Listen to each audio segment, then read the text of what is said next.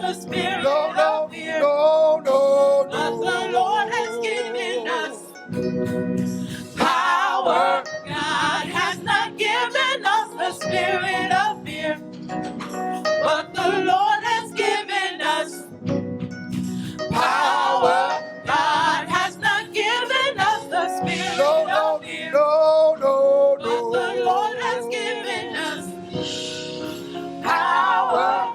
Power and love, His joy and peace, His happiness. He has given us a sound mind. Power and love, His joy and peace, His happiness. He has given us the sound. Come on, God. God has not given us the spirit of fear, but the Lord has given us power. God has not given us the spirit of fear, but the Lord has given us power. Power and love, His joy and peace, His happiness. He has given us a sound mind. Power and love, His joy and peace, His happiness. He has given us a sound. Never should I be afraid.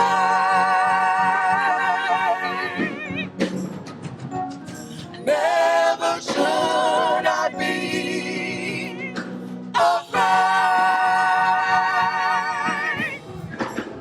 Come on, stir up the gift. Hey, stir up the gift. Stir up the gift. Stir up the gift. Come on, ask the Lord to touch me. Say, touch me, Lord. Touch me, Lord. Stir up the gift. Woo! Touch me, Lord. Stir up the gift. Come on, touch me, Lord. Say, touch me, Lord. Hey. Stir up the gift. Woo! Hey. I need Him to touch me, Lord. Hey. Stir up the gift. Now lay your hands on me. Lay your hands on me. Hey.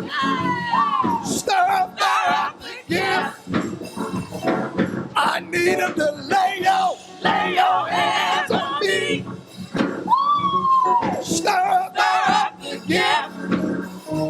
Lay your hands on me. Lay your hands on me. Stir up the gift. I need Him to lay your hands on me. Stir up the gift. Oh, stir up the gift. Stir up the gift. Stir up the gift. Stir up the gift. Stir up the gift. Stir up the gift. Hey! Stir up the gift. Stir up the gift. Never should I be. Never should I be. Never should I be afraid. Woo! Stir up the gift.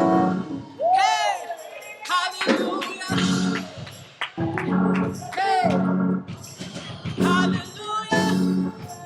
Hey, hey. Woo! Thank you, Jesus.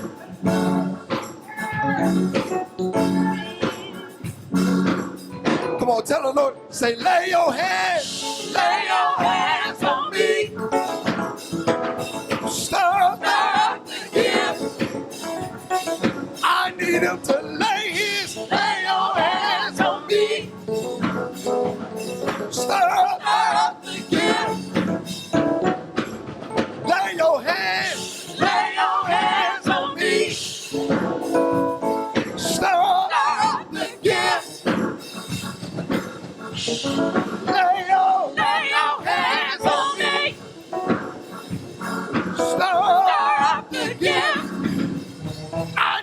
the Lord to touch me. Touch me, Lord. Stir up the gift. I don't know about you, but touch me. Touch me, Lord. Stir up the gift. Say, stir up the gift. Stir up the gift. Stir up the gift. Stir up the gift. Stir up the gift. Stir up the gift. Stir up the gift. Stir up the gift. Stir up the gift. Never should I be. Never should I be. Never should I be afraid. That's why I had the preachers come down today, so when I remove my mask to preach, there would be no problem. So we do want you to respect that and protect others as well as yourself. So today we're going to talk about make a loud noise. And just do that, but make a loud noise. Make a loud noise. Make a loud noise. Come on, just make a loud noise. Make a loud noise on the organ too. Make a loud noise. Just make a loud noise. It doesn't matter what, just make a loud noise. Oh, oh, hey, hey, oh Lord, hey. Just make a loud noise. Don't worry about what nobody said. Just make a loud noise. Hey, hey, hey. I hope it doesn't offend you, but hey. I hope it doesn't bother you, but thank you. Wow. Wow. That's kind of interesting. It's kind of interesting because you didn't even ask why. Wow. Yeah, I didn't even mention God. I didn't mention Jesus, nothing. I just said, make a loud noise. And because of your respect for me and your trust in me, you did it.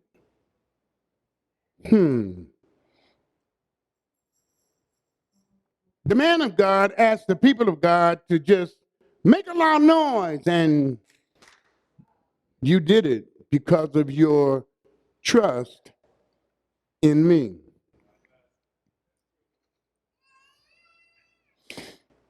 If you could trust me that much, as flawed as I am, to make a loud noise simply because I asked you, how can we possibly ignore God when he says, make a loud noise?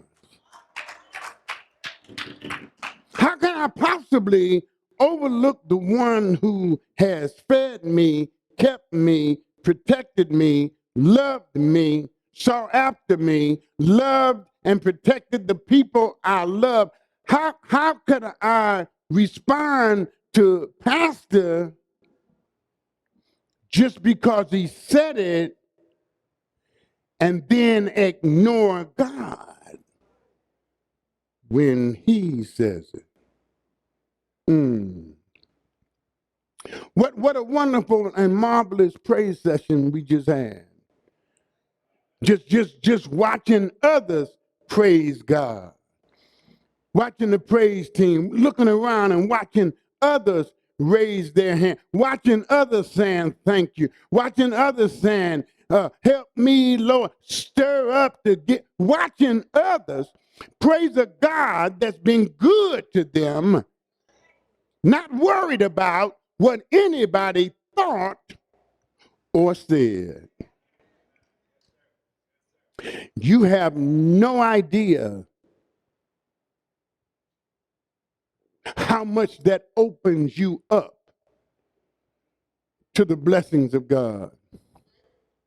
Not just because you praised him, but because you praised him just because he said so. So now we're going to look at our text, Psalm 100. We're not going to go through all of Psalms 100 because I'm going to do 3 or 4 sermons from this text. But I do want us to look at this.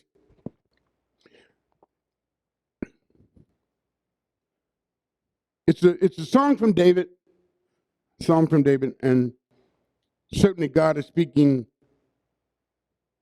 to people through him. And even though it's in the NLT, and that's what I want you to see it in, I want to read it from the King James because most people originally heard it from that translation. Make a joyful noise unto the Lord, all ye lands. Serve the Lord with gladness. Come before his presence with singing. Know ye that the Lord, he is God. It is he that has made us, and not we ourselves. We are his people and the sheep of his pasture. Enter into his gates with thanksgiving and into his courts with praise. Be thankful unto him and bless his name, for the Lord is good. His mercy is everlasting, and his truth endureth to all generations. That's King James translation. In the New Living Translation, look what he says. Shout with joy to the Lord, all the earth. Worship the Lord with gladness. Come before him singing with joy. I just want to look at those couple of verses today. Shout with joy.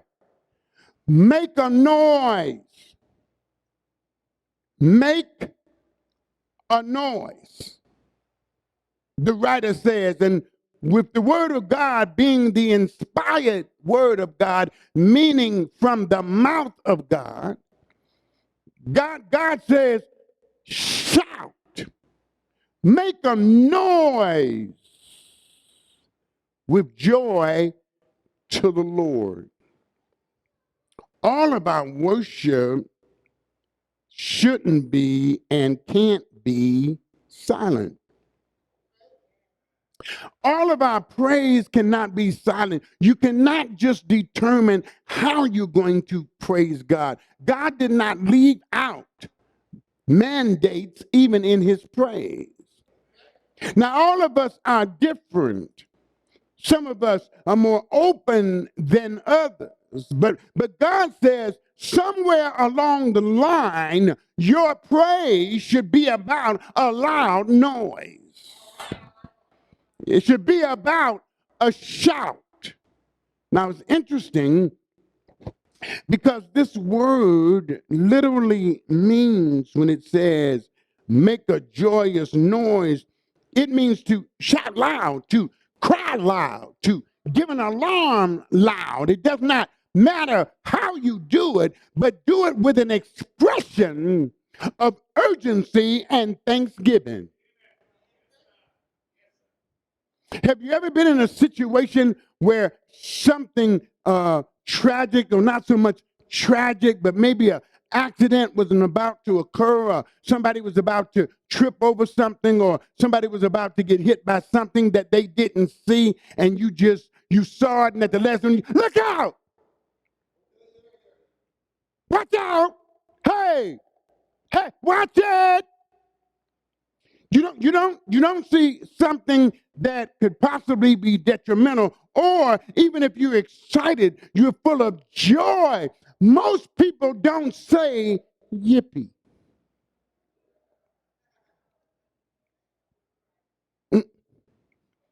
Most people don't say yippee. And they don't say watch out.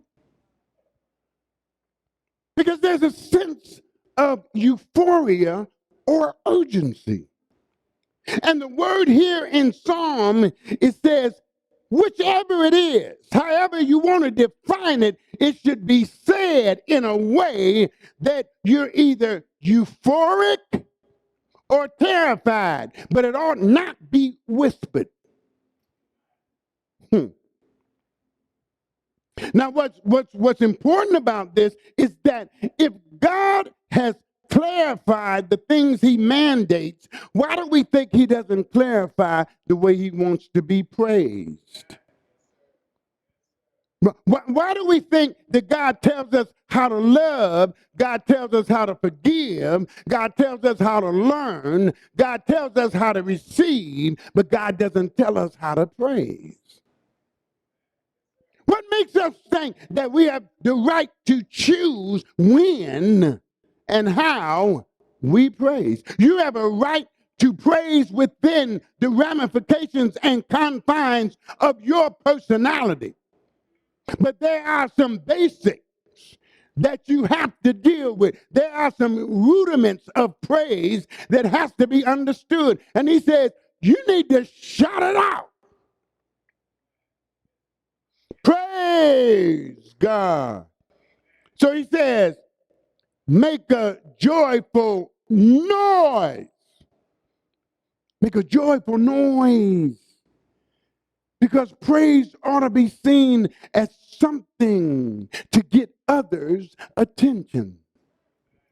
Not to focus them on you, but through you to the God that's been good to you. Now, I want you to look around in this sanctuary at anything and anybody you care about. Just look around, and if there's anybody in this room that you care about, if there's anybody in this room that you're thankful is in your life, if you can look around this room and see the manifestation of God's goodness, I want you to make a loud noise. Hey, hey, oh, oh, thank you. Hey, thank you. Hey, hey, hey, hey, hey, hey, thank you. Thank you, Lord. Thank you, Lord. Thank you. Hey, hey, hey. Oh, my goodness. You know what makes that so significant is you don't care about being judged. You don't care what others think. You don't care whether somebody else got involved or not. You don't care how they see you, because God's goodness is so genuine that it deserves genuineness from us. Oh, let me tell you something. Matthew Henry, this was interesting. Matthew Henry said this. He said, an exhortation to praise God and rejoice in him is what this is about.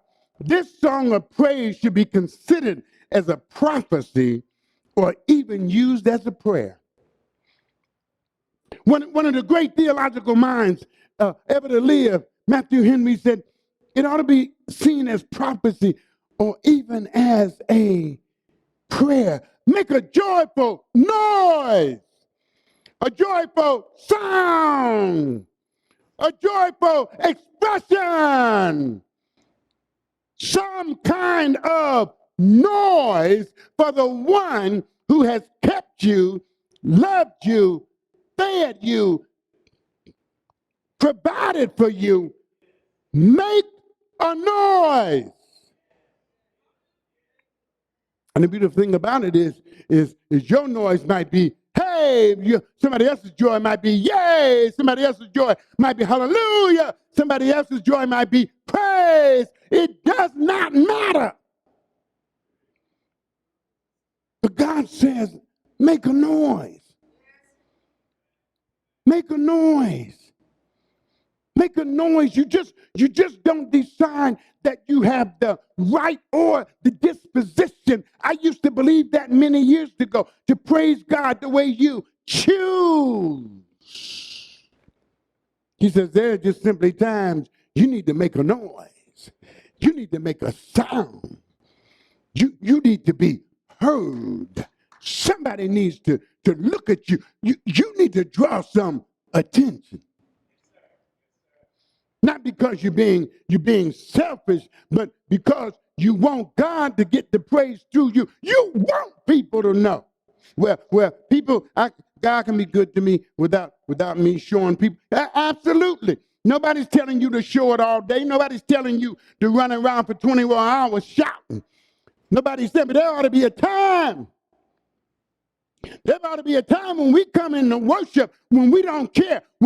See, when you come into worship on a Sunday, when you've had enough victories, it's hard not to wave your hand. Now, if you feel defeated when you come up in here, because things ain't going your way, because you had some trouble, you had some trial, you had to go through something, it wasn't comfortable this week, that doesn't mean that you didn't get the victory. We always think that we got to win every battle, but sometimes you got to lose the battle while you're winning the war, and God wants you to praise him for the war you will win.